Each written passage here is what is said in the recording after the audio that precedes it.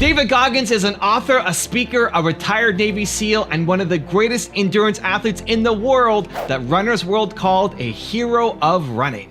He went from growing up in an abusive household and struggled with asthma, obesity, and racism, to becoming a Navy SEAL, the world record holder for the most pull-ups in a 24-hour period, and one of the highest paid motivational speakers on the planet. And today, we're gonna learn his best advice on how to put yourself first. Rise and shine, it's Entspresso time. I wake up every morning. Espresso keep me going. I wake up every morning. Hey, it's Evan Carmichael, and every morning I bring you a shot of Entspresso to help you believe in yourself and start your day off with confidence. So good morning, I believe in you, and let's do this. David Goggins, tell us how to put ourselves first. I mean, $1,000 a month, 300 pounds, I can't do any of this stuff. Yeah. These people are better than me. Yeah. So the first thing is, that's the first big problem right there. Mm-hmm. First big problem is that you have put a lot of people above you. Yeah. Put no one above you. Yeah. No one. But if you believe in something. Say that again, because that's, but the man, the people that make more money, the people that are better looking, the ones that are on social media and they're so good at this. I put God above me. Besides that, there's no one better than me. Got it. You have to become an equal. Yeah. So this is how I look at it. If you're playing, and I talked about it at your conference, if you're playing Roger Federer, Yeah. okay, before you get on the court with Roger Federer, he's the best of all time. Yeah. But you're also a professional tennis player, man. Yep. You're forgetting your own resume. Yep. So once you get on the court, let's say it's a grand slam. Mm-hmm. It's 5 sets, hopefully, if you can go the distance with this guy. Yep. But before you even bounce the ball to serve it, you're down 2 sets. Because while you look across and you're playing Roger Federer. Yeah. But guess what? You hit a good shot on Roger Federer in the 3rd set. And you realize, I can play with this. But it's too late. Yeah. You gave up 2 sets before you got on the court. You got to stop giving up 2 sets before the game begins. And we do that already. We give up 2 sets before the game begins. Reminding yourself every day of how amazing you are, I think is one of the greatest gifts you can give yourself. And it's not about ego, it's about confidence. Confidence comes from a place of strength. Ego comes from a place of weakness and insecurity. So it's time to step into your confidence and remind yourself of how amazing you really are. This video is gonna help. So I used to have a lot of problems with ego versus confidence. I used to feel like, who am I? Why do people need to hear my story?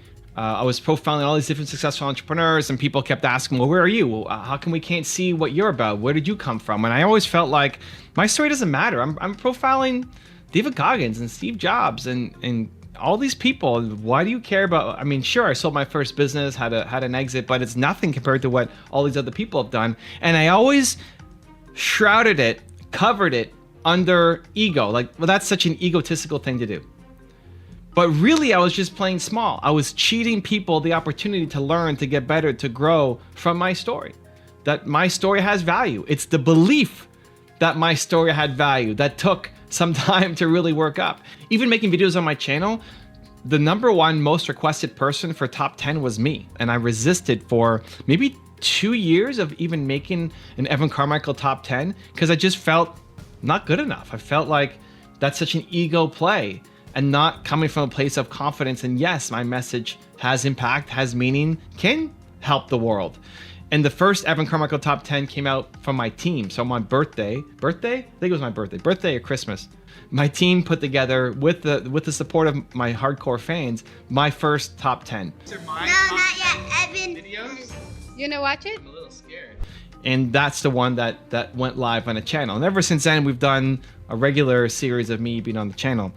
But it's been a real progress for me. It's been a real evolution. It's taken me a long time, and hopefully you can get there faster. This has been almost 20 years of me sharing ideas and content and slowly stepping into the light and slowly building more confidence and more belief. And I hope that with the content I'm making and the experiences I'm sharing, you can get there a lot faster. Now I've got a 3-step process that I've gone through that can shortcut that path to confidence for you. But before that, if you want more self-love and motivation, I put together a 254 series where every day for the next 254 days, I email you an awesome unlisted video that's free that will slowly shift your perspective. The links to join are in the description below. Everything I didn't want to do is what got me to where I'm at today. You can outwork anybody. What if I can become someone that no one thinks I can be? And just me talking about that, I have the hair going up on my arms.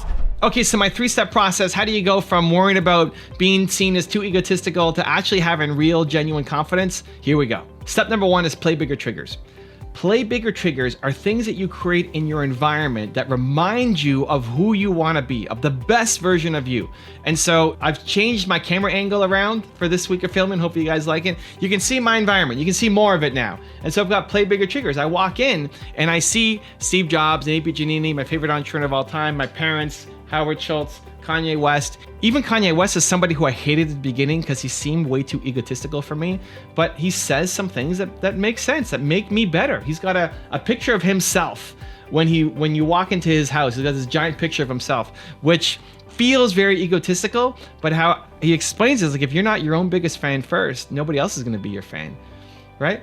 So I love it. I've got Kanye on the wall. I have my YouTube plaques there. I've got a mannequin wearing the Believe hoodie because I feel like a superhero putting this on, right? The clothes you wear are play bigger triggers. The books here, you know, the YouTube awards, the Doritos bag, even this, right? Like I wore this for 60 days when I broke my neck and I was gonna throw it away.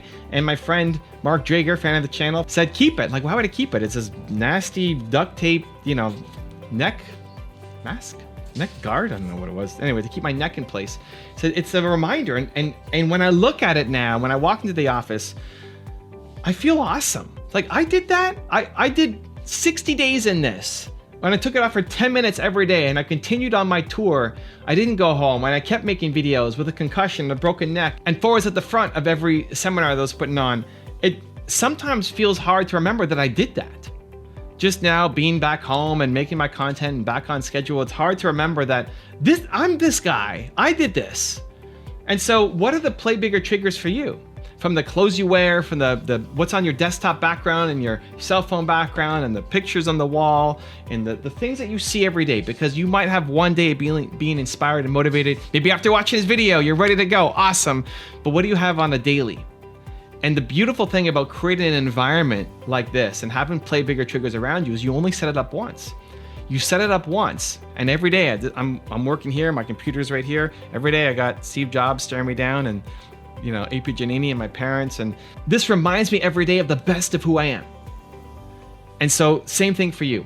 What's one immediate change that you can make to your environment that's a play bigger trigger to remind you of the best of who you are? Because the goal doesn't be the next Steve Jobs or the next Kanye West or the next David Goggins. It's to take those pieces to remind you to be the best of you. Step number 2 is act on your uncomfortable ideas. We get great ideas as entrepreneurs. We get great ideas, and especially in moments of boldness and confidence and courage, you get great ideas. It could be when you're in a shower, on an airplane, or traveling. You get great ideas for what you want to do, and then tomorrow you tell yourself, "Oh, I can't do that. That's crazy. That's too hard. That's scary. That's uncomfortable." Teach yourself to act on your crazy ideas is how you start to build confidence. Because if you come up against a crazy idea and then you allow yourself to say, "Well, that's too scary. That's too hard. That's too difficult. I can't do that," what you've taught yourself is you don't have courage. You've taught yourself to come up with ideas, but then not trust in yourself.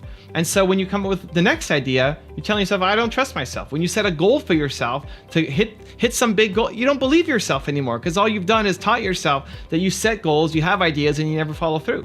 You've built this identity of, "I'm somebody who doesn't follow through." That's what you need to start to destroy. That's what you need to destroy and squash out of your life, that identity of, "I don't follow through."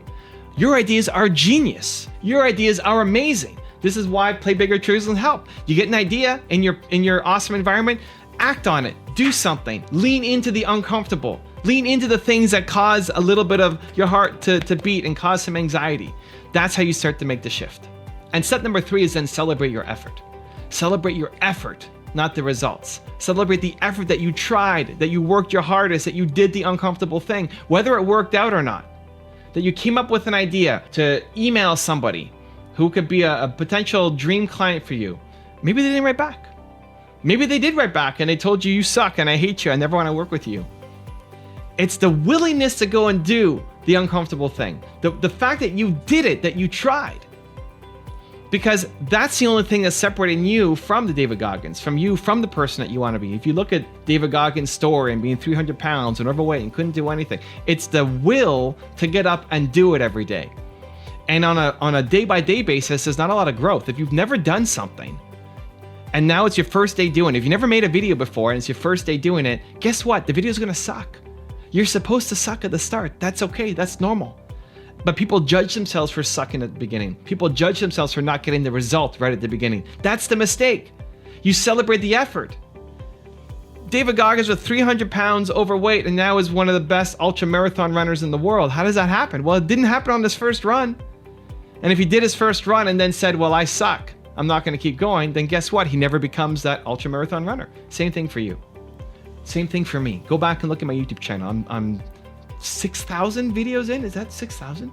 Some crazy number of videos in on my channel. Go back and watch the first ones. I sucked compared to where I'm at now. And even right now, I suck compared to where I'm gonna be in 10 years if I keep doing this. Right? It's been 11 years on the channel. If I do it for another 11 years, I'm gonna be even better in 11 years than where I am right now. That's called progress. That's normal. And so tying your self-esteem, your self-worth, your self-confidence to the willingness to go off and do it, whether you get the result or not, because if every day you get up and you start working that hard and you're insanely proud of your effort, you are going to get the results. Now I've got a really special bonus clip that I think you're gonna enjoy, but before that, question of the day, I wanna know what is one change you're gonna make in your environment? What's the one play bigger trigger that you're gonna add in today to start to make a difference? And if you made it this far in a video, you're still watching, and you promise, you commit that you're gonna do something to take action on what you watched here today. You don't just watch videos, you take action in your life. Give me a hashtag believe down in the comments below. I wanna celebrate you. I think the best way to prove your value is to work, is to learn, is to absorb, to be a sponge, right? But you always wanna outwork your potential. You know, as hard as you believe you can work harder than that. And that's what I tried to do when I first came in the league. But, you know, basketball is such a direct competition sport that me coming in at 17, I hated when, like, my teammates would say, you know, I get hit with an elbow, right? Shaq would hit me with an elbow in practice. And, like, you know, Nick Van Exel would come up and say, are you okay? I'm like, what? Are you okay? What the hell's wrong with you? You know, so like I always had that extra chip on my shoulder. So like every day in practice for me was really trying to annihilate everybody that I was playing against. Because I wanted to prove you don't need to babysit me. Like I'm fine, you know? And so it's always that competitive nature, the work ethic, and curiosity. Because I asked a lot of questions. You know, playing with Byron Scott, I asked him a lot of questions. Eddie Jones, who was great at chasing guards off the screens, and I didn't understand how to do that. I would sit with him before practice, after practice. Magic, James Worthy, Kurt Rambis, Kareem Abdul, all the Laker greats. I would always sit down and just ask them questions about certain games that I studied growing up. What actually happened there? What did you feel there, and why? You know, Bird tough to defend, why? Because you look slow than me. So like, I'm missing something. So like, tell me what I'm missing, you know what I mean? And so I would always ask questions and try to learn as much as I could. If you want David Goggins' view on how you need to be willing to be misunderstood, check out the video right there next to me. I think you'll enjoy it. Continue to believe, and I'll see you there. If you want to be great, you want to be best ever at what you do, you could be misunderstood by everybody.